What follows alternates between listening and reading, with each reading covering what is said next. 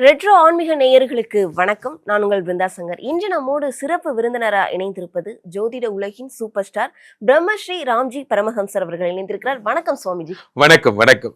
கண்டிப்பா நம்ம சனிப்பயிற்சியில இருக்கக்கூடிய பலன்கள்லாம் பார்த்தோம். அதை தொடர்ந்து இருக்கக்கூடிய 5 கிரக சேர்க்கையை பத்தி மக்கள் கேட்கிறாங்க. இந்த 5 கிரக சேர்க்கை என்னென்ன, எல்லா ராசிக்காரர்களுக்கும் எந்த மாதிரியான பலன்கள் இருக்கும்? 5 கிரக சேர்க்கை. இதுல முக்கியமான விஷயம் என்ன அப்படின்னா, இந்த மார்ச்ல நிறைய விஷயங்கள் நல்லது நடக்க போகுது. முக்கியமா மார்ச் 6ஆம் தேதி சனி கும்பத்திலிருந்து மீனத்திற்கு வருகிறார். அது எல்லாருக்கும் தெரியும் பாக்கியப்படி. ஆனா தெரியாத விஷயம் நிறைய இருக்கு. 12ஆம் தேதி குரு பகவான் வக்ர நிவர்த்தி அடைகிறார். சூப்பர். அடுத்ததாக சூரிய பகவான் 15ஆம் தேதி என்ன பண்றார்? மீனத்திற்கு வருகிறார். சூப்பர். அடுத்ததாக புத பகவான் இவர் 3ஆம் தேதியே வந்துட்டார், மார்ச் 3. அடுத்ததாக அப்படி வரிசையா செவ்வாய் பகவான் மார்ச் எண்டில் ஏப்ரலில் என்ன பண்ணுறார்? மீனத்திற்கு வருகிறார். இப்படி இவங்க எல்லாருமே மொத்தமாக ஒரு இடமா சேர்ந்து மீனராசியில் சந்திக்கிறார்கள்.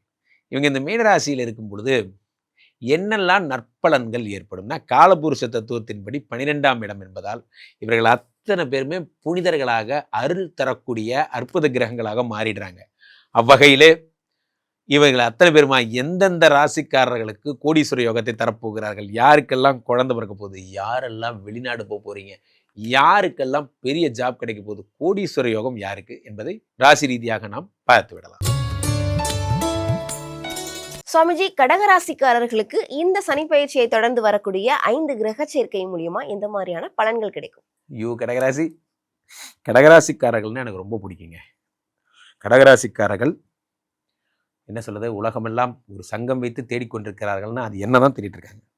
என்னைக்காவது ராம்ஜி நல்லது சொல்றாரா பார்ப்போம். பாருங்க, சீரியஸாக சொல்ற, தவறுக்கெல்லாம் நான் பொறுப்பு இல்லை. அஷ்டம சனி இப்போதான் ரிலீஸ் ஆயிருக்காரு. அந்த ஆள் மேலே பட வேண்டிய கோவம் நீ என் மேலே படுறீங்க. உங்களுக்கு நான் எப்பவுமே நல்லது சொல்ல தான் வரேன். அங்கே ஒரு பிரேக் ஆயிடுது. என்ன அப்படின்னா, 8ஆம் இடத்துல இருக்கக்கூடிய சனி பகவான் 9க்கு போயிட்டார். Very good, super. அஷ்டம சனி உங்களுக்கு முடிஞ்சு போச்சு. Thank you my god, thank you. இனிமே உங்களுக்கு பிரச்சனைகள் இதெல்லாம் முடிந்து விடுகிறது.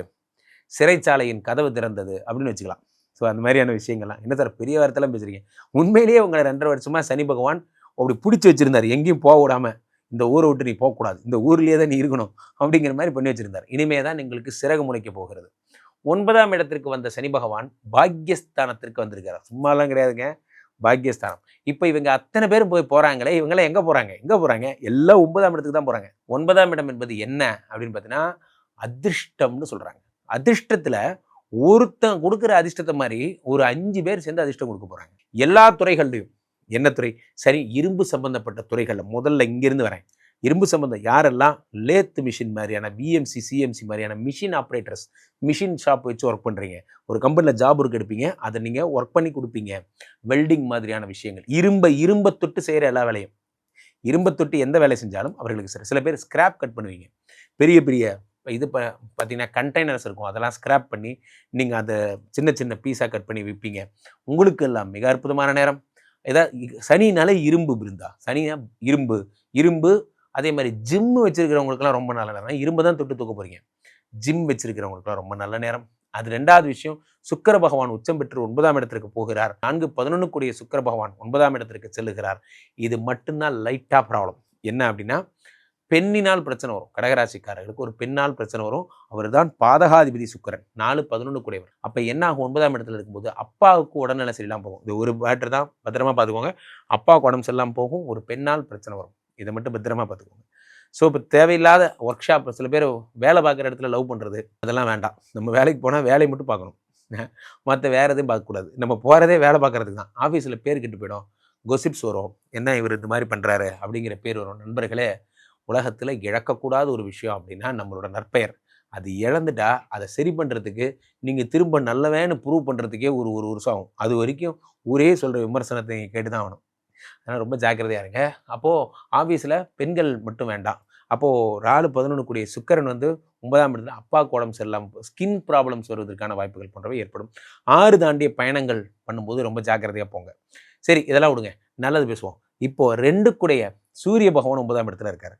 அப்போ சோலார் சம்மந்தப்பட்ட விஷயங்களில், சோலார் லைட்ஸு, சோலார் லேம்ப்பு, வெப்பம், அதாவது ஸ்டவ்வு, இந்த கேஸ் ஸ்டவ் மாதிரியான விஷயங்கள் உங்களுக்கு இந்த எரியிறது, நெருப்பு எரியிறது, நெருப்பு அக்னி சம்மந்தப்பட்ட தொழில்கள், கோல் ஏற்றுமதி பண்ணுறவங்க இவருக்கெல்லாம் ரொம்ப சிறப்பான நேரம். ஒன்றும் இல்லை, சிம்பிளாக சொல்கிறேன், விவசாயம் பண்ணுறவங்களுக்கு நல்ல நேரம். ஏன்னா சூரியனை நம்பி இருக்கிற முதல் பிரதான தொழில் இது விவசாயம். சில பேர் வந்து ஒரு இடம் வாங்கி போட்டிருப்பாங்க, விவசாயம் பண்ணால் காசு, உங்களுக்கு ரொம்ப நல்ல நேரம். அடுத்ததாக வரக்கூடியவர் புத பகவான் 3 உங்களுக்கு வந்து பார்த்தீங்கன்னா 12 கூடியவர், ஒரு 9ஆம் இடத்துல இருக்கார். அப்போ என்ன ஆகும்னா சகோதரர்கள், புதன்னாலே அப்படிதான், அது சகோதரர்களால் கிடைக்கக்கூடிய வியாபாரங்கள். இப்போ உங்கள் அண்ணா ஒரு நல்ல பிஸ்னஸ் பண்ணுறாரு, நீங்கள் அவரும் சேர்ந்து டையப்பாக ஒரு ஜாப் பண்ண போகிறீங்க, அது ரொம்ப பிரமாதமாக வரும். நல்லா இருக்குது டைமு. இதில் ஒரே ஒரு விஷயம் என்ன அப்படின்னு பார்த்தீங்கன்னா, இந்த ராகு பகவான் 8ல் ஸ்டில் ஹீஸ் கண்டினியூயிங். அதே மாதிரி 2ஆம் இடத்து கேது ஹீஸ் கண்டினியூயிங். அப்போ என்ன பண்ணும், ஜாப் வண்டி ஓட்டும் போது மட்டும் கொஞ்சம் ஜாக்கிரதையாக ஓட்டணும், மற்றபடி சிறப்பு. இவர்கள் இந்த இடர்பாடுகளை தடுப்பதற்கு எந்த மாதிரியான வழிபாடுகளை மேற்கொள்ளலாம் சாமி? இடர்பாடுகள்னு பார்த்த ஒரு பெரிய இடர்பாடே சுக்கிரன் தான். நேராக நீங்கள் சிங்கப்பெருமாள் கோயில் போயிருங்க, அங்கே சென்று உங்கள் லக்ஷ்மி நரசிம்மரை வழிபடுங்க. அல்லது நீங்கள் என்ன பண்ணலான்னா, இந்த கஞ்சனூர் சென்று சுக்கிர பகவானை வழிபடலாம்.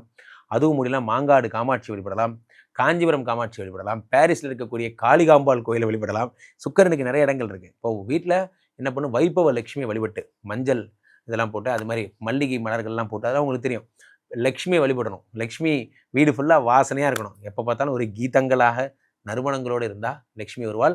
லக்ஷ்மி கடாட்சமாக பார்த்துக்கோங்க. சுவாமிஜி, இந்த சனி பயிற்சியை தொடர்ந்து வரக்கூடிய 5 கிரக சேர்க்கையை பற்றி நம்ம இவ்வளவு நேரம் பேசணும். இந்த 5 கிரக சேர்க்கை என்னென்ன, இது எந்த மாதிரியான தாக்கத்தை கொடுக்கும் ராசிக்காரர்களுக்கு? ஒவ்வொரு ராசிக்காரர்களுக்குமா இந்த 5 கிரக பயிற்சியும் ஒவ்வொரு விதமான தாக்கத்தை ஏற்படுத்துகிறது. பொதுவாகவே இருந்தா இந்த காலபுருஷ தத்துவத்திலே சுக்கிரன் உச்சம் அப்படின்னாலே சும்மா ஜம்முன்னு இருக்கலாம். காரணம் என்ன அப்படின்னா, உலகத்தில் சுகபோகங்களை, ஆடம்பரத்தை, சௌந்தர்யத்தை எல்லாத்தையும் தரக்கூடிய ஒரு ஆள் யாருன்னா நம்ம சுக்கிரன் தான். சுக்கிரனே உச்சம் அப்படிங்கிறப்ப என்ன ஆகும் அப்படின்னா, இந்த பொதுவாகவே ரொம்ப கம்ஃபர்ட்டாக, ரொம்ப பணவரவு, சுக்கிரன்னா தனவரவுன்னு அர்த்தம், பெரும்பணம் எல்லாம் சுக்கிரன் தான். அப்போ பொதுவாகவே இந்த மார்ச் ஏப்ரல் மேலே எல்லா ராசிக்காரருக்குமே நிறைய காசு, பணம், துட்டு, மணி வருவதற்கான விஷயங்கள் வந்துடும். சுக்கிரன் உச்சங்கிறப்ப காதல் எங்கெங்கு திரும்பினும், ஏப்ரல் மேயிலே பசுமையிலே அதெல்லாம் அப்போ அது ஏப்ரல் மே, இது மார்ச். So no problem. அப்போ உங்களுக்கு ஃபுல்லாக இளமைக்கான மாதம் இது. சில பேர் இப்போல்லாம் நிறைய பேர் டைவர்ஸ் ஆனவங்களுக்கெல்லாம் கூட, உங்களுக்கு ரொம்ப நாள் ஆச்சு சார், எனக்கெல்லாம் இப்போ 50-52 வயசு ஆச்சு, 20 வருஷம் ஆச்சு சார், நான் அப்படியே பிரம்மச்சரியாகவே இருந்துட்டேன். திடீர்னு ஒரு ஆளை பார்ப்பீங்க, திடீர்னு உங்களுக்கு இப்போ கல்யாணம் பண்ணிக்கணும்னு தோணும். எல்லாமே திரும்புதே நானே அப்படியே. சார், வாழ்க்கையில் ஒரு மனிதனுக்கு காதல்னு ஒன்று வந்துருச்சுன்னா அதுக்கப்புறம் மற்றதெல்லாம் தன்னால் நடந்துடும். அவங்க நமக்கு ஒரு டார்கெட் வைப்பாங்க, இனிமேல் நீ குடிக்கூடாதுப்பாங்க, விட்டுருவோம், இனிமேல் நீ வாழ்க்கையில் பெரிய ஆளணுமோ, ஏதோ ஒரு சக்தி பாருங்க அவங்களுக்காக பண்ணுறதா நினச்சி நீங்கள் உங்கள் லைஃபையே மாற்றிக்கிறீங்க பார்த்தீங்களா, அதுதான் காதலின் அற்புதம். நல்ல காதல் வாழ வைக்கும். ஸோ அப்போ சுக்கிர பகவான் என்ன பண்ண உச்சமாகிறார். இதோட சேர்ந்து என்ன ஆகுதுன்னா, எல்லா கிரகங்களுமே காலபுருஷ தத்துவத்தின்படி குருவின் வீட்டுக்கு வராங்க. 2 விஷயம் இருக்கு பிருந்தா. எந்த கிரகமாக இருந்தாலும் குரு வீட்டுக்கு வந்தால் புனிதராயிருவாங்க. ஸோ குருவிட வீட்டுக்கு இவங்க எல்லாரும் வர்றது மிக அற்புதமான விஷயம். இவர்கள் பொதுவாகவே யாருக்குமே எந்த ப்ராப்ளமும் பண்ணக்கூடியவராக இல்லை. அதில் ரொம்ப முக்கியமாக நான் 2 விஷயம் சொல்லணும். ஒன்று, இந்த பக்கம் மிஸ்டர் சனி, இந்த ஆள் இப்போ தான் பெயர்ச்சி ஆனார், 6ஆம் தேதியிலிருந்து மீனராசியில் உச்சம் பெற்றார் குருவுடைய வீட்டில். இந்த பக்கம் மிஸ்டர் குரு வக்கர நிவர்த்தி அடைஞ்சார், இது 12ஆம் தேதி. இனி உங்கள் வாழ்க்கையில் பெரிய ப்ராப்ளம் எதுவுமே நடக்காது. கண்டிப்பா இந்த 5 கிரக சேர்க்கையை பத்தி நிறைய விஷயங்கள் சொல்லியிருந்தீங்க. கண்டிப்பா இது மக்களுக்கு ரொம்பவே பயனுள்ளதா இருக்கும். மக்கள் உங்களை தொடர்பு கொள்றதுன்னா எப்படி தொடர்பு கொள்வது சாமிஜி? மக்கள் என்னை தொடர்பு கொள்வதற்கு கீழே போயிட்டு இருக்க இந்த நம்பரை கூப்பிடுங்க. உங்களோட சொந்த ஜாதகத்தை பார்த்து கொள்ளுங்கள். உலக புகழ் வாய்ந்த நமது விஸ்வரூப விஷ்ணுமாயா இணைந்தரில் இருக்கக்கூடிய புனிதமான இந்த ஸ்ரீமடத்திற்கு தினமும் வாருங்கள், வந்து என்னை சந்தியுங்கள். ஸ்ரீமடத்துக்கு வந்து ஒரு தடவை இப்போ பார்த்துட்டு இந்த விஷ்ணுமாயாவை வழிபட்டு சென்றால் உங்களுடைய பிரச்சனைகள் எல்லாம் தன்னால் சரியாகும்.